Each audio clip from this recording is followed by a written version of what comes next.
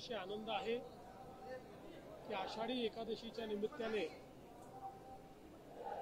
माझ्या कुटुंबासहित माझी पत्नी अमृता, मुलगी दिविजा, मानाचे वारकरी आणि आमचे सहकारी यांच्या समवेत श्री विठ्ठलाची, पांडुरंगाची पूजा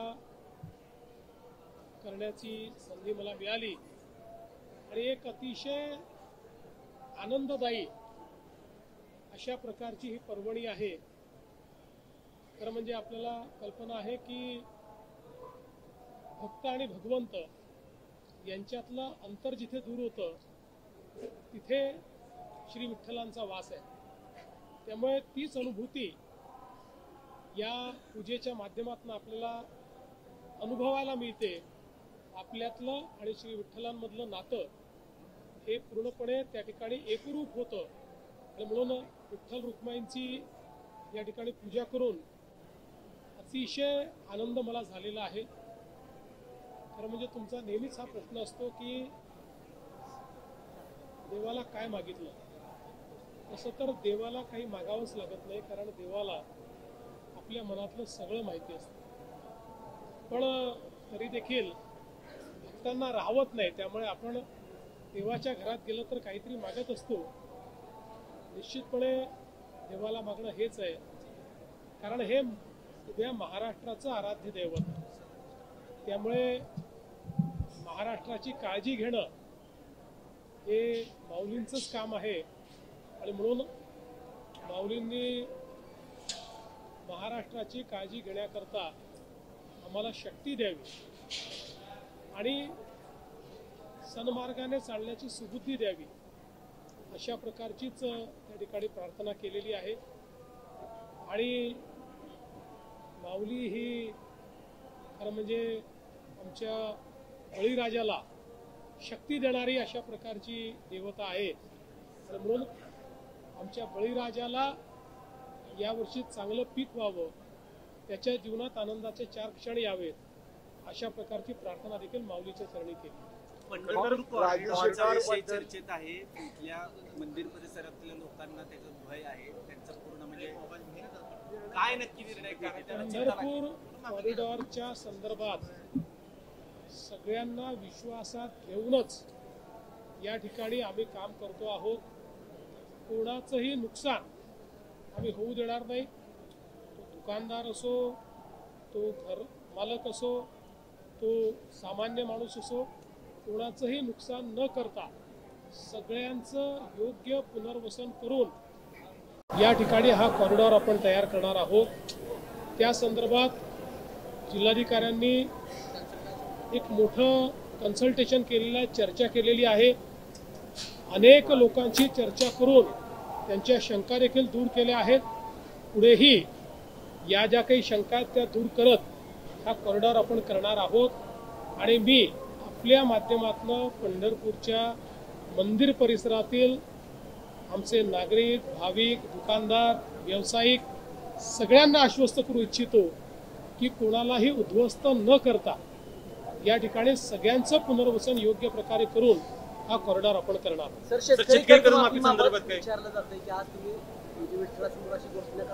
मी विठ्ठलाला शेतकऱ्याचं कल्याणच मागितलेलं, त्याच्यामुळे ज्या ज्या गोष्टीत शेतकऱ्याचं कल्याण असेल त्या सगळ्या गोष्टी माझ्या हातून व्हाव्यात अशी विठ्ठलाचरणी प्रार्थना केली। सर, विरोधकांना काही सुबुद्धी वगैरे आपण सन्मार्गाने चालावं, आपण सुबुद्धीने चालावं।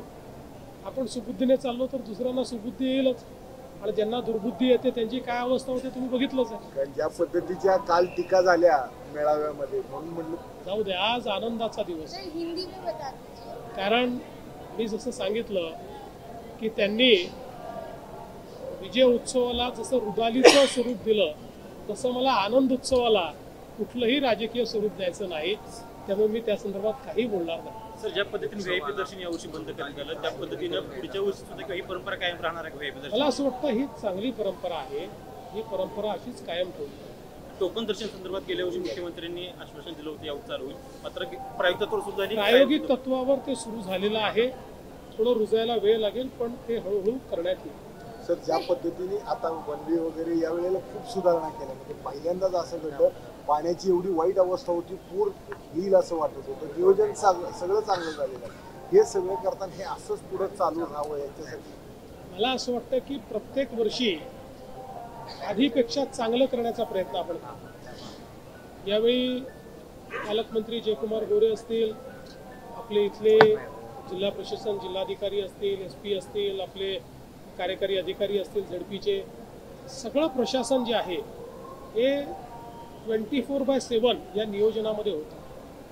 आपण जर पोलिसांची कमांड अँड कंट्रोल सिस्टीम बघितली असेल तर अत्यंत आधुनिक अशा प्रकारची कमांड अँड कंट्रोल सिस्टीम आहे की ज्या ड्रोनच्या माध्यमातून ॲक्च्युअल काउंट म्हणजे किती या ठिकाणी आले तेवढा हेड काउंट देखील आपल्याला प्राप्त होतोय. AIचा उपयोग चाललेला आहे. त्यामुळे आपली मूळ तत्व तीच ठेवत दरवर्षी वारीमध्ये नवीन तंत्रज्ञान आणायचं, नवीन व्यवस्था आणायच्या, नवीन पद्धती आणायच्या, अशा प्रकारचा प्रयत्न आपला असतो. आपण सर यावेळेस स्वच्छतेकडे जास्त लक्ष दिलेलं आहे. कुठेही घाण नाही, कुठेही दुर्गंधी नाही. पण एक प्रॉब्लेम येतो की पंढरपूरच्या नगरपालिकेचे आरोग्य कर्मचाऱ्यांची क्षमता कमी आहे, तर ती वाढवून द्यावी अशी मागणी केली ह्याला जाते. जोडून सर पोलीस कर्मचारी खूप कमी, लोड खूप असतो, 12 महिने गर्दी असते आणि हे कमी पडतो.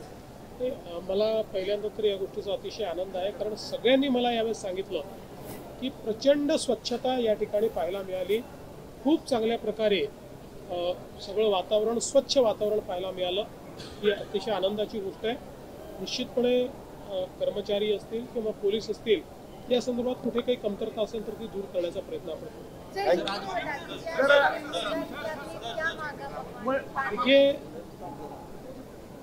ये जो वारी होती है ये एक बहुत ही आनंद का क्षण है. इसमें भक्त और भगवान एक दूसरे में लीन होते हैं. ये ऐसी जगह है जहाँ भक्त और भगवान अलग नहीं होते, दोनों की ऊर्जा एक साथ मिलती है और एक नई ऊर्जा तैयार होती है. उसी ऊर्जा की अनुभूति लेने के लिए मैं यहाँ पर आया और मुझे बहुत खुशी है कि मेरे परिवार के साथ और यहाँ पर जो हमारे वारकरियों में से ऐसे वारकरी चुने जाते हैं जिनको मानाचे वारकरी कहते हैं, उनके साथ में आज हमारे सभी साथियों को मिलकर ये पूजा करने का अवसर मिला. इस ऊर्जा को अपने आप में समाहित करने का अवसर मिला. और जहाँ तक विट्ठल भगवान का, पांडुरंग भगवान का सवाल है तो उनसे कुछ मांगना ही नहीं पड़ता, क्योंकि सबके मन की बात को वो जानते हैं. हम लोग तो ऐसे है कि वो हमारी माऊली है, उनके पास पहुँचते तो कुछ न कुछ मांग ही लेते हैं. इसलिए मैंने तो उनको यही मांगा है कि हमारा जो ये महाराष्ट्र है, इस महाराष्ट्र को और महाराष्ट्र के जन जन की उन्नति के लिए वे हमें शक्ति दे और सन्मार्ग पर चलने की शक्ति वो हमको दे.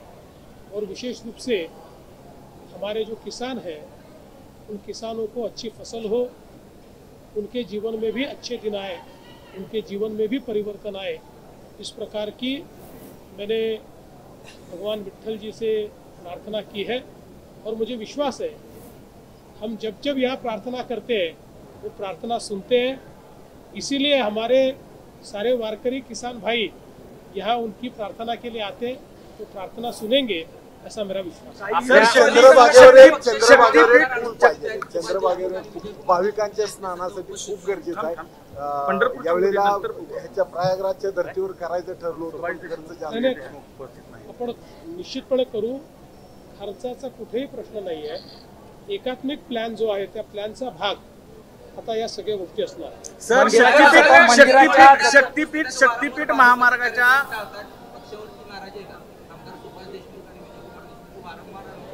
अरे कुठेतरी राजकारण सोडत जा, कुठेतरी राजकारण सोडत जा. अरे मंदिरात आहोत आपण, कुठेतरी राजकारण सोडत. काल पूर्णपणे दोघेही सोबत होते, ते तुम्हाला दिसलं नाहीत. कशा करता इथे राजकारण आणता? सरकारी करण्याच्या विरोधात हिंदुत्ववादी संघटना काही सुब्रमण्यम स्वामी आणि मंदिर सरकारी करण्याला विरोध केलाय, याबद्दल आपण काय? असं आहे की ही साधारणपणे विश्व हिंदू परिषदेची देखील भूमिका राहिलेली आहे की शक्यतोवर मंदिराचं सरकारीकरण करू नये. मंदिर हे भक्तांच्याच हातामध्ये असावं. मात्र ज्या ठिकाणी कारभार खूप मोठा होतो अशा ठिकाणी आपल्याला अशा प्रकारे कायदा करावा लागतो. कायदा केला याचा अर्थ त्याचं सरकारीकरण केलं असं होत नाही. हे सरकारीकरण नाही आहे. या कायद्याच्या माध्यमातून त्याचं व्यवस्थापन चांगल्या प्रकारे चालावं अशा प्रकारचा आपला प्रयत्न आहे. त्यामुळे मला असं वाटतं की आज आपण बघितलं असेल कायदा केल्यानंतर मंदिरामध्ये झालेली सुधारणा हे आपण सगळ्यांनी बघितली. उजनी पर्यटन सोलापूर जिल्ह्यामध्ये उजनी पर्यटन महत्वाचं आहे. नक्षलवाद होतोय असा आरोप आपल्याच महायुतीतल्या एका रणनीतिकारांनी केलेला होता. बघा, त्याच्यावरती आपण काही म्हणजे हे मान्य आहे का आणि त्याच्यावरती आपण काही मी एवढंच सांगेन, वारीमध्ये कोणालाही येण्याची परवानगी आहे. कोणालाच परवानगी घ्यावी लागत नाही. ज्याला पाहिजे त्याला वारीत येता येतं. पण वारीत येत असताना पांडुरंगाच्या भक्तीनं या ठिकाणी या. विठ्ठलाच्या दर्शनाची आस लावून या ठिकाणी या. कुठल्याही प्रकारे आपला अजेंडा चालवण्याकरता जर कोणी येत असेल तर ते चुकीचं आहे. बाकी या संदर्भात यापेक्षा अधिक मी बोलणार नाही.